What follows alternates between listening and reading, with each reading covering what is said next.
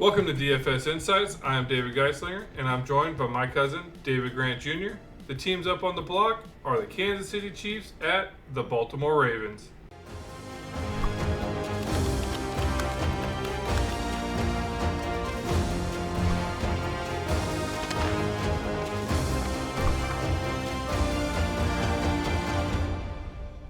This is where each of us are going to be giving you three of our key players to focus on while creating all of your lineups.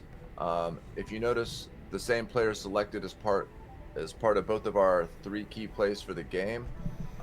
Just make sure you take extra notice of that player, as David and I do not discuss our three main plays beforehand, making those same players all that more valuable. David and I will give you a quick breakdown of what we like about these three main plays, and make sure to stay tuned to the end, where we're going to give out two absolutely free lineups for you. Nice. So, Kansas City versus Ravens, AFC Championship, first game on Sunday. Who would have thought? So I know, right? Bring it on over. Go ahead. Well, so I kind of had Baltimore there, but about Kansas City, I mean, yeah, it's pretty wild, man. After the season they had, it's I guess no doubt in Patrick Mahomes. The narrative's basically saying Kansas City's lucky. They basically beat an injury-filled Dolphins. Dolphins freeze, I guess, as well. So they froze up there, and then they got lucky with the Bills by that missed field goal. Luck, but I mean, they still had to be within, still winning, or they still had to do. Yeah, that's like me complaining that if Purdy lost, it's because of the rain, or his losses or only when it rains. Well, you shouldn't be losing in the rain. You shouldn't be losing in the cold. You know what I'm saying? So the big factors in this one, it is going to be raining. Check the weather report. 84% chance to rain before the game, and basically on and off throughout the game. So that's kind of a bummer. Would like to kind of see a shootout between these two without external factors, but don't really have control over that factor unless obviously moved it to a dome. So I'm thinking with the weather and also Baltimore being already a run-heavy team, that's kind of how I see it. The Ravens are going to plan to run all over the Chiefs. Kansas City gave up 124 rushing yards and 2 rushing touchdowns in the first half against Buffalo. So, and 72 of those yards total, I guess, throughout the whole match was to Josh Allen, and the 2 rushing touchdowns were to Josh Allen. So Lamar Jackson's just licking his lips right there. Yeah, man. So that's, it is what it is. However, Kansas City's offense did score 5 out of the 7 possessions they had. It's going to be a tough matchup. So Kansas City's coming into Baltimore. I don't know. The Ravens are looking pretty good. I mean, if it wasn't for that Week 18 where no one played lost, they basically won their last, I think it was 9 games or so. And then Kansas City's, won their last 4. I see it's going to be a tough matchup. They're going to be basically, I think, it's going to be I'm basically counting on a run heavy with the rain. That's kind of how I'm seeing it. Yeah, that's fair.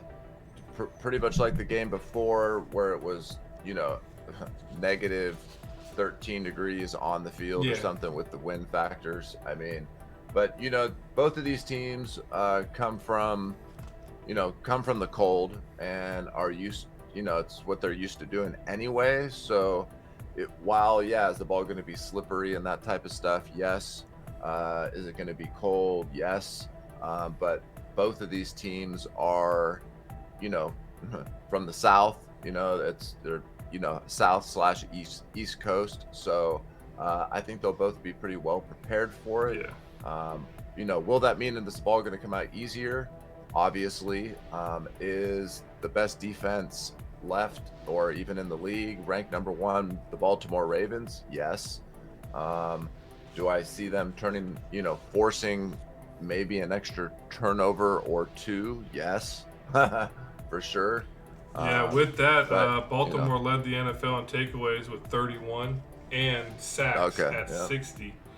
They held people to 16.5 points and put out 28 and 28.7 points average. So yeah, they're a force for sure.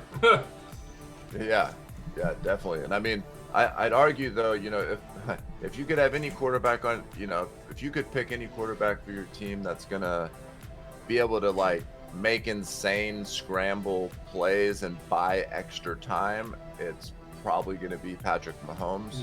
The things he can do with his legs, throw left-handed touchdowns, all the craziness that comes with it. So I think it's going to be a great matchup. Mahomes is 3-1 against Lamar. Yeah. So, and the pressure is really going to be on Lamar and the Ravens. Lamar knowing he's all but sealed the MVP, all the questions about he's a regular season player but not a playoff guy, this, that, the other. I think regardless, Patrick Mahomes, there is no questions really to be answered about him. So, I mean, to me, there's not really many questions about Lamar either. He's a superstar. I think it's more of talking points for the people, the general media when it comes to that stuff. But keeps things fun. Yeah, well, at 3.5, they're 3.5. Ravens are 3.5 favorites coming in, so that's not too bad considering the fact you typically give 2-3 points to the home field advantage anyway. So kind of essentially a little bit tied there. I'm hoping for a good matchup. I do. I'm leaning one way, with that, the Kansas City's defense-wise, we spoke about that. Their run defense has been fairly questionable, so they're going to need to button that up. If you're looking, Baltimore's running 43% of the time. I mean, you basically have 4 running backs they use. Lamar Jackson, Gus Edwards, Hill, and now Dalvin Cook got some time in too. Yeah. So it's like, shoot. But with that, let's head over to see what 3 people you are going to go ahead and talk about and lead you to a 50K to first victory. Yeah, I was kind of surprised, that both games here didn't have, obviously the Niner game there's a lot more tournaments to enter. I was surprised for there not to be quite as many for this other matchup. I mean, this has Patrick Mahomes and Lamar Jackson. I mean, I was quite surprised, but enough of that. I think the spread being at only 3.5 points is pretty disrespectful to the Baltimore Ravens, because like you mentioned, that's kind of what they give you when you have home field, and that's basically saying, well, we don't know who's going to win. It's a toss-up, it's a tie, like the slight edge is only because you have home field. That's ridiculous to me with how different these teams have played throughout the season. So I'll go ahead and I'm going to lay out my first 2 main plays, and even though the most completely obvious takes ever, it just is what it is. Lamar Jackson is going to be my MVP. He's number 1, and number 2 is going to be Patrick Mahomes. When you get down to the final 4 teams like this, typically it's going to come down to your quarterback, and then what's the weakest link on your entire team, and that part stepping up. And Lamar Jackson has had a killer MVP season. I think he's played it safe, and so is his coach as far as like his running and what he does when he does run, to where now that we're in the playoffs, towards the end of the season, into the playoffs, we're seeing him being utilized a lot more with his feet. That way, he's way more susceptible to injury when you are making those crazy runs that he makes and whatnot. So, but if there's a time to do it, it's now. It's now, and in the going into the Super Bowl. So, I see him, single-handedly wanting to dominate, take this game over, just like he did with Buffalo. Um, I think he has an underrated arm. I don't know why people don't talk about his accuracy, the speed and velocity he puts on the ball. The dude throws dimes. I just his running is so amazing that once he does that, they kind of just categorize him into that. So, nonetheless, Kansas City against the run. I mean, I've seen him ranked anywhere from 5th all the way to I think 15th. So, 15th or possibly even 20th. But it's this is playoff football time. You could argue this is one of the better defenses that Kansas City has had. That's kind of why they let Tyreek go and a couple other things, so they could continue to build with some younger people, get the defense a little bit stronger. I think Lamar is still going to have his way one way or the other, and even if not, their running back committee is nice. I like Gus Edwards a lot. I saw Justice Hill step it up last game. And then this is going to bring me over to Patrick Mahomes. If this game is going to be won, it's going to be won by Patrick Mahomes, and he's going to be spreading it out. Travis Kelce is his security blanket. I think Baltimore's defense is way better than Buffalo's. So I could see them going, hey man, let's make them beat us, but we are not going to let Travis Kelce be the reason that we lose this football game. And if they shut him down, Isaiah Pacheco has been having a great, pretty great season. But I just see them playing from behind and having to air it out a little bit more. And that's going to be Mahomes spreading the ball out and hoping that Van Scantling doesn't drop the ball, or he's going to just be airing it out. And the only person I really trust is, to be honest, is their rookie and Rashee Rice. I mean, everyone else is kind of you're just praying that they catch the ball. So I think Kelce probably gets locked down. Knowing this could be Kelce's last game, is he really going to step it up and give it his all? Of course he is. His price did go up, just like I told you it would, an insane amount. He was 10,500 or 11,000 last week. Now he's 13K. Fitting both of these guys in your lineup at the same time, Lamar Jackson being 17K, it does make it a little difficult. Mahomes is then 15K. But if they're going to win, it's going to be because of Patrick Mahomes for the Chiefs. My third pick is going to be the defense / special teams, mainly the special teams part. Butker for Kansas City has single-handedly won them multiple games this year. Going back to even the Miami game where he went 4 for 4, 2 for 2 on extra points. He had 14 fantasy points. Even against Cincinnati on New Year's Eve, he went 6 for 6. They only had scored 1 touchdown, and he had 24 fantasy points. If Kansas City can keep this close, then they have a chance to win, and it's going to come down to the kickers, which also leads me to the other side of the ball. Arguably the best kicker of all time, or that we've ever seen, at least that I've ever seen in my 40 years, Justin Tucker. This dude also just doesn't miss. Against Houston, 2 for 2. Pittsburgh, 1 for 1. San Francisco, 4 for 4. Jaguars, 3 for 3. 3 for 3. 2 for 3 against the Chargers. 2 for 2. 1 for 2. 3 for 3. I mean, this dude's a beast, especially come playoff time. He's been there, done that. And if it is a close game like Vegas is trying to say it's going to be, even though I don't fully believe that, it's going to come down to the kickers. And in the cold weather, that could be anybody's game. But both of these kickers have proven they can make it. They can make it under tough circumstances. And yeah, so I mean, both quarterbacks, and then getting which kicker is going, I think, is what's going to be on the optimal lineup. So that's kind of what I got for you.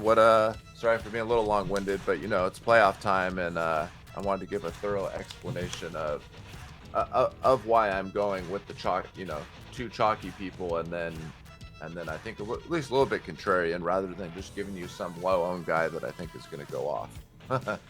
Yeah, no, the kickers for sure.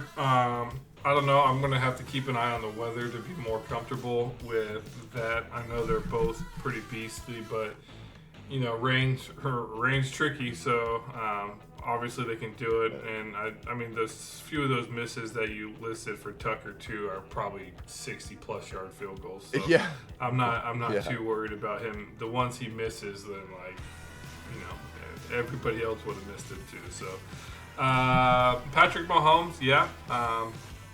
I definitely see him. He's going to obviously need to be, pull some of that magic out of that hat that he has there to win this game. I think they need.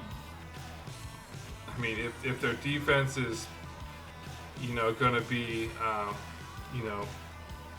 rough, if it's going to be tough to contain Lamar, then he's going to need to score points to keep up. That's just basically what it amounts down to. If it's just going to be a shootout, and then basically who comes down last. But Baltimore's defense, their two linebackers are basically all pros. I think it's Laquan Smith and Patrick Queen. They got the middle of the field. So Kelsey, I think, will have a pretty hard time with them. I think it's going to be tough. I think if the Chiefs are going to have, not only Patrick Mahomes going to have to pull a genie, but they're going to need another receiver or two to step up and do something, whether it be Valdez-Scantling or this Justin Watson dude who's nowhere to be seen. I think with a Tony guy, I think he's done. I think he's gone. He's been basically a healthy scratch for like the last two, so I'm not even whatever. But and Lamar Jackson is, I'll leave it. I'll start basically continue my my first of three picks here with Lamar Jackson as well. I mean, it's kind of hard not to with Kansas City, like I mentioned before, they gave up 72 yards and 2 rushing touchdowns to Josh Allen, who obviously he's a big guy. He's known for running, but Lamar Jackson also. I was a little shocked. I'm interested to see kind of how this plays out, because like if you go through the the season, you don't see him running too much, and then all of a sudden he gets 100 yards and 2 touchdowns. Like literally this touchdown for the Houston, this playoff game, was the first touchdown since Detroit, October 22nd, rushing touchdown for Lamar. So it's kind of like, are we going to see that running from Lamar again? I hope we do, because obviously it's effective. So playoff Lamar is crazy. Obviously it's only been one game since they did have the bye, but he's averaging 36.08, as you can see, fantasy points from the one game. So that's insane. But even go further, the last 6 games, he's averaging 27 fantasy points, which is insane. He's been in the optimal lineup 5 of the last 7 games. And one of those games was week 18 and he didn't play. So technically 5 out of 6. He's been in the optimal lineup, whether that be, I'm assuming that's MVP, just basically looking at these scores here. It's crazy. He's 17K for a reason, obviously. He's projected this matchup a little over 24 points. the next closest person projection is 7 points below him. Yeah. So, yeah. I mean, as is for FanDuel single game, obviously raw points you need in the MVP. And if he's projected, projections are projections, I understand that. But 7 points is a healthy amount for the next person below. So, unfortunately, it does seem like Lamar is going to be incredibly well-owned MVP here. So your lineup's going to definitely need to differentiate down in the flex position, getting kind of crazy. Just before switching over, he's averaging basically 28 pass attempts in his games, and Ravens are averaging about 28 pass attempts per game and 32 runs a game, with basically Lamar making up a third of those runs. So if you literally have 28 pass attempts and 10 runs a game to get points with Lamar, roughly. So, if this was basketball, his usage is crazy and his minutes are insane, right? Like, I know, right? Yeah. So with that, that brings me kind of over to my second picks. I guess I'm gonna do a combination here with Gus Edwards and Justice Hill. It's just hard because they're both coming in about 10-12 carries a piece. It is a basically 3/4-way committee in Baltimore with, like I said, Lamar getting 10. Gus Edwards is averaging 10 carries, and also Justice Hill about 10. Difference is Gus Edwards typically gets those red zone carries, where he's been actually pretty decent there. He's projected more. He's projected 10 fantasy points, where Justice Hill is projected 6.5, which is kind of interesting. I know the last two games, in Houston, unfortunately he didn't really have a good go. 10 rushes for 40 yards. Justice Hill got slightly more, and he ended up getting a few targets with catches that actually kind of bumped him up. So 13 at 66. With 2 catches for 8.7. So they are low points. So if the game log trolls are going to look, they might veer off him. But I think in the rain, this is going to be a running game. It's going to be run heavy. Baltimore, I assume, is going to be in the lead by 1 or 2 touchdowns. So obviously that opens up even more of the running game, which they're already sitting at 43. So if they go up to 50, 55, percent, that's just a healthy dose of both them and even Lamar. There. And so I think it basically comes down with those two. It's going to be basically a lineup salary play. Take Gus Edwards. I think he gets more of the goal line carries, where Justice Hill's more of that potential, like, outside the tackle running back, kind of, out in the open move, where Gus Edwards is more downhill, in your face kind of guy. So take that, what it is. But yeah, I'll definitely have a healthy dose of both of them in my lineups for sure. Moving on to the third one, probably no surprise being a rain game. Isaiah Pacheco, I was a little nervous. Yeah. He did have that questionable tag with the toe injury. Not a fan. He was a non-participant in Wednesday and Thursday practice, and a limited one on Friday. So it is nerve-wracking being a running back, having a toe ankle issue. Obviously, I think he's going to play. If I was him, unless my ankle, was falling off the bone, I would be playing. The last 2 playoff games, he's been, pretty good. 17.6, 15. So he's basically averaging about 16 fantasy points in the playoffs, which is nice. Red zone targets, he's 5 for 5 catches with 1 touchdown, and he's 16 rushes in the red zone for 2 touchdowns. So they do give him the chance there to get it. He's had a touchdown in both playoff games. Like I mentioned before, it's in the rain. I'm assuming they're going to be running it. The only issue I kind of have with this pick is I have them behind, so that might veer away from the run game. That's the only thing I can really do there. But I think in order for them to be successful, they need to figure out how to get the run game going, and then that would obviously open up the receivers more, because if they can't get the run game going, then the receivers are going to not have any, they're not going to fear the run, so they're just going to swamp those receivers. So those are my 3 picks. Nice. Yeah, and I'd just say, and again, I was on the verge of also saying Pacheco, so that's pretty funny, because he's the next best player. Well, it goes Mahomes, Kelsey, Pacheco, Rice, basically. And there's nobody else, those so guys, it's okay. Yeah, I know, right? Yeah, but Buckner. Hey, yeah, see, my bad. Yeah.